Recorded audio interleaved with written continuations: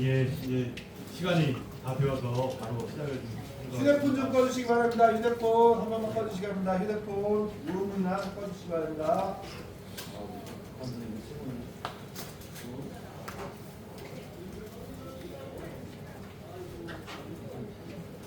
박수!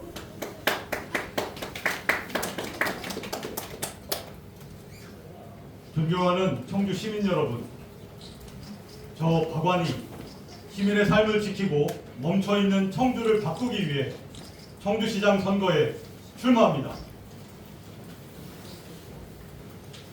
청주는 많은 장점을 가지고 있습니다. 국토의 중심에 KTX 오송역과 글로벌 시대를 이끌 청주 국제공항이 있습니다.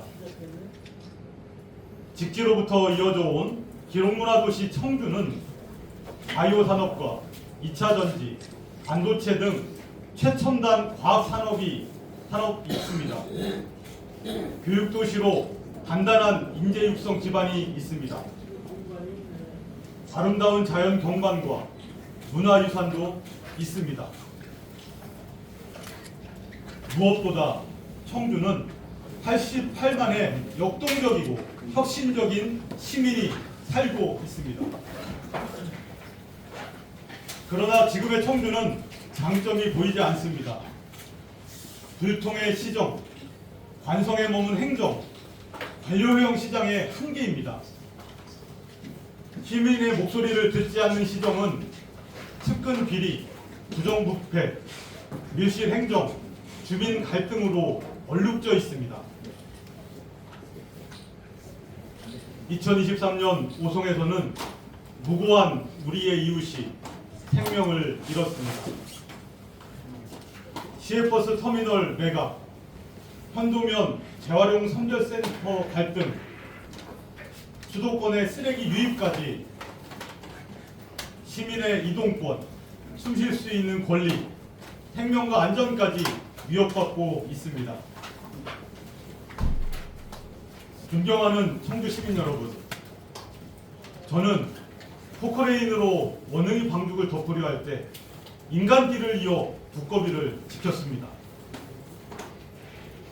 체포동의안 가결로 이재명을 죽이려 할 때 연대와 투쟁으로 이재명을 지켜냈습니다.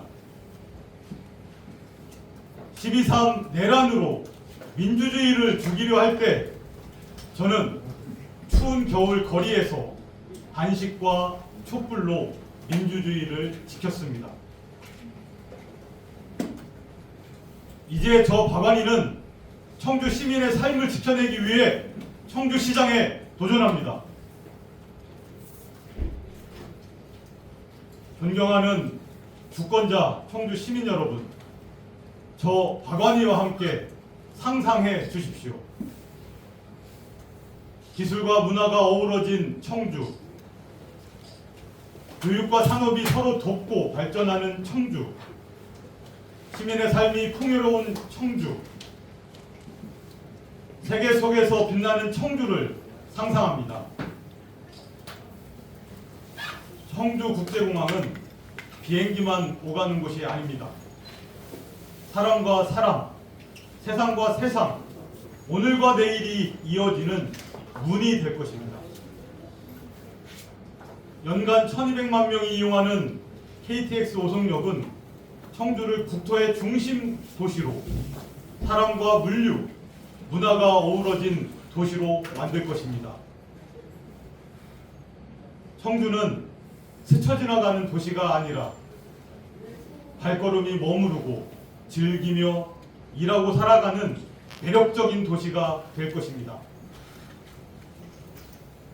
주권자 시민 여러분이 저 박완희와 함께 상상한다면 가능합니다. 존경하는 청주 시민 여러분, 저는 여러분과 함께 소통하겠습니다. 우리는 지금 새로운 이재명식 소통의 리더십을 목격하고 있습니다. 매일 생중계되는 국무회의와 업무보고를 보며 소통이 어떻게 문제를 해결하는지 확인하고 있습니다. 저 박완희는 시민의 뜻을 묻고 설명하고 설득하겠습니다. 언제 어디서든 시민 여러분의 목소리를 듣겠습니다.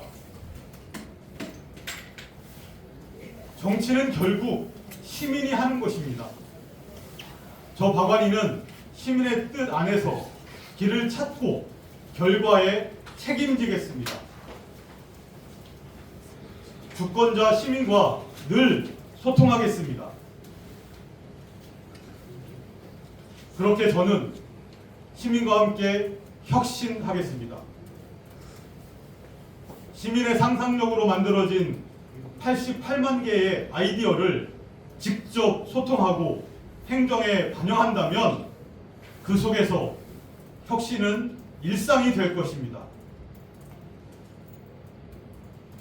시민이 주권자로 정책에 참여하는 시민주권 청주, 인간으로서의 기본 삶을 보장받는 기본사회 청주, 안전하고 쾌적한 삶을 누릴 수 있는 안전도시 청주, 문화가 풍요롭고 역사가 살아 숨쉬는 문화도시 청주, 첨단 전략산업이 융성하고 AI 산업이 더해진 미래 산업도시 청주, 사람과 자연이 공존하는 탄소 중립도시 청주,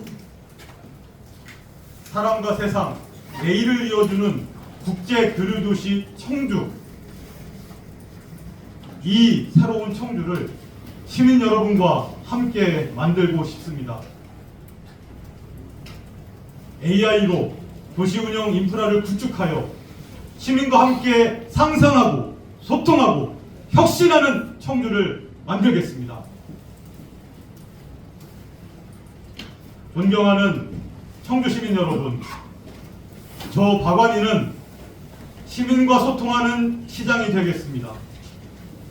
저 박완희는 결단하고 책임지는 시장이 되겠습니다. 저 박완희는 상상하고 변화시키는 혁신 시장이 되겠습니다. 감사합니다.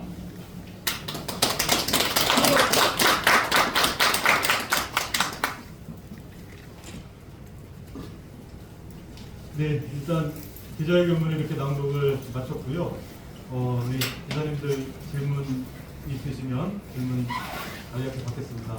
또 이렇게 추운 날씨에 지지해 주시기 위해 오신 지지자 여러분들께 감사드리고요.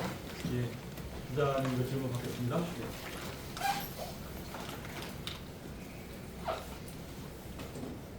네. 같은 당 민주당 후보분들이 계시잖아요.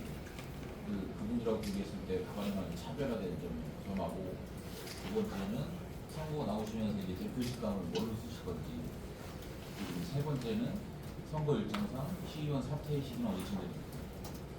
일단 시의원 사퇴는 하지 않아도 되는 조건입니다. 그러니까 시의원이 시장에 출마할 경우에는 사퇴를 하지 않아도 됩니다. 그 답변 드리고요. 이제 두 번째 질문, 직함을 뭐로 쓸 것인지는 오늘 이제 자료에도 나와 이제 보고를 드렸는데 국무총리 자문위원으로 제가 이번에 위촉이 됐습니다. 김민석 국무총리 자문위원 위촉이 되어서 작년 12월 26일 날 위촉이 돼가지고 사실 아직 위촉장을 받지 못했는데 내일 받으러 갑니다. 그래서 그 국무총리 자문위원이나 더민주 충북혁신회의 상임대표 이걸 중심으로 좀 사용을 하려고 하고요. 박완희만의 장점은 제가 올해로 8년차 이제 마무리되어가고 있는데 시의원을 하고 있고 2000년도부터 2017년까지 18년간 시민사회 환경단체의 활동을 하면서 우리 지역 청주에 대해서 그 누구보다 잘 들여다보았고 청주의 현안 문제에 대해서 누구보다 잘 알고 있습니다.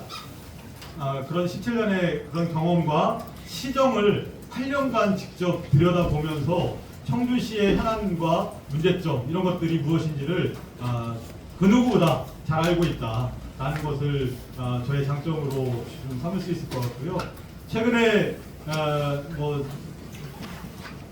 정원호 성동구청장이나 이런 분들도 지역의 풀뿌리를 활동을 통해서 성장한 정치인들이 실제 서울시장에 유력한 후보로 올라가는 것처럼 이제는 정치 패러다임이 바뀌고 있다고 봅니다. 이제는 지역에서 활동한 사람들이 해야 할 것이고 이제 중앙에서 고위관료 지내다 지역에 뒤늦게 봉사하러 내려오시는 분들 이런 분들은 이제는 시민들이 선호하지 않을 것으로 보고 있습니다.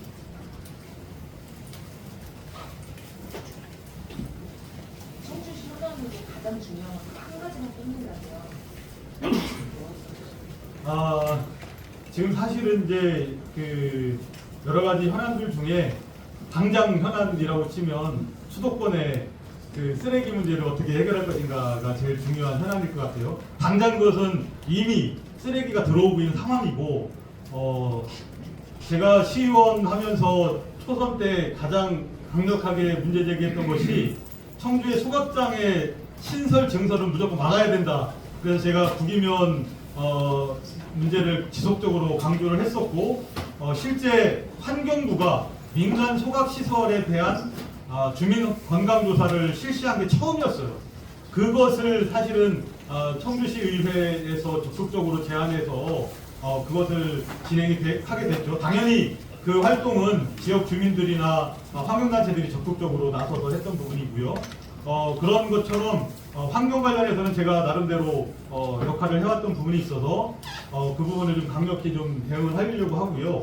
발생지 처리 원칙은 당연히 지켜져야 된다고 봅니다. 서울 수도권에서 발생한 걸 청주까지 끌고 내려와서 소각하는 건 문제이죠. 그래서 이것을 법 제도화시키는 문제, 저희 청주 지역의 4명의 국회의원분들하고 이 문제는 적극적으로 함께 풀어나가도록 할 거고요. 법제화 시켜야 될 것 같고요. 법제화 되기 전까지 만약에 반입이 된다고 하면 실제 정확한 물량이 들어오고 있는지, 추가로 더 들어오는 것은 없는지, 또 들어오는 쓰레기의 성상이 제대로 된 쓰레기가 들어오는 것인지, 불법적인 거 들어오지 않는 것은 아닌지에 대한 철저한 감시 체계가 이루어져야 될 것이고, 또한 그것에 대한 보상들은 이루어져야 될 것 같습니다. 공공소각시설은 지역 주민들에 대한 보상이 법제화되어 있어요. 청주시 조례에도 있고. 그런데 민간 소각장에 대해서는 그런 조례가 법제가 없습니다. 그래서 부기면의 소각장으로 인해서 주민들이 암 문제나 이런 것들이 발생해도 민간 소각장에서 지원이나 이런 것들을 제대로 하지 않는 이유는 법제화되어 있지 않기 때문에 그렇습니다. 그런 법제화까지 강력히 추진해 나갈 것이고요. 더 나아가서 제가 시장이 된다고 하면 되기 전부터라도 서울 그 쓰레기를 배출하는 저희 청주로 보내는 단체장들과 협의를 할 겁니다. 자체적으로 서울서 처리할 것을 강력히 요구할 예정입니다. 지금 민주당에 5명이 뽑은 나왔는데요. 가장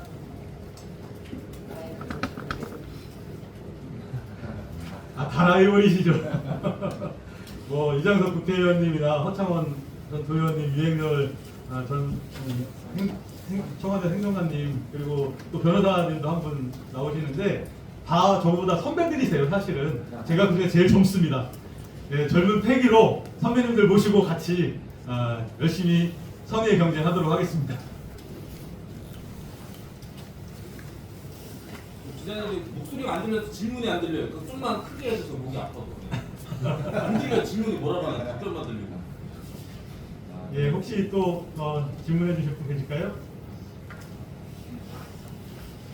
기자님 아닌데 제가 한 가지 말씀을 좀 드리려는데 지금 이재명 정부 반년 조금 넘는데 잘하고 있거든요. 근데 이제 만약에 예전에 문재인 정부가 이재명 저번 대선처럼 그런 에너지 환경 그런 거를 강하게 했는데 지금 믹스 정책도 하고 그런데 만약에 지금 충북에 핵발전소가 들어올 일은 없어 바닷가가 아니라 그런데 어쨌든 그걸 떠나서 이런 거 저런 거 해서 나중에 정부나 당에서 예를 들어서 이건 아니다 싶을 때 이거는 아니다 소신적으로 목소리를 낼 수 있는 그런 때가 되면 낼 수 있으실지 그거를 당이나 정부하고 다른 건데 이제 본인 후보님께서 이건 아니다 할 때 목소리를 낼 수 있는 그런 게 있으실지도. 이제 그 질문을 사실 8년 전에 저 시의원 처음 됐을 때 들었습니다.